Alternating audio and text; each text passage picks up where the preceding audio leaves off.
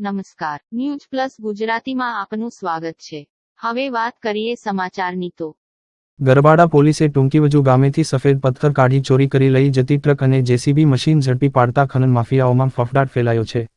ગરબાડા તાલુકાના ગામડે ગામડે 2 નંબરમાં સફેદ પથ્થર કાઢી વેચવાનો ગોરખધંધો પાછલા ઘણા વર્ષોથી ચાલી રહ્યો છે। અવારનવાર ખાણ ખનીજ વિભાગ દ્વારા આવા ખનન માફિયાઓ વિરુદ્ધ કાર્યવાહી કરવામાં આવી છે। તેમ છતાં ખનન માફિયાઓએ પથ્થર કાઢવાનું ચાલુ રાખ્યું છે। ત્યારે તારીખ 19 રોજ ગરબાડા પોલીસની ટીમ પેટ્રોલિંગમાં હતી। તે દરમિયાન ગરબાડા તાલુકાના ટૂંકીવજુ ગામે એક જેસીબી મશીન તેમજ સફેદ પથ્થર ભરેલી ટ્રક આવી રહ્યા હતા।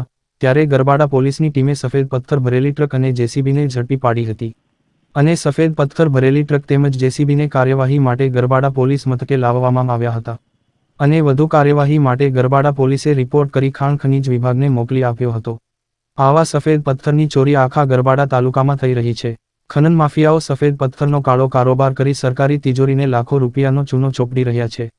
ત્યારે ખાણખનીજ વિભાગ દ્વારા કડક હાથે કાર્યવાહી કરવામાં આવે તો જ ખનન માફિયાઓ પકડાશે। ખનીજ વિભાગની રહેમ નજર હેઠળ આ ધંધો ફૂલ્યો ફાલ્યો હોવાનું પણ ચર્ચાઈ રહ્યું છે।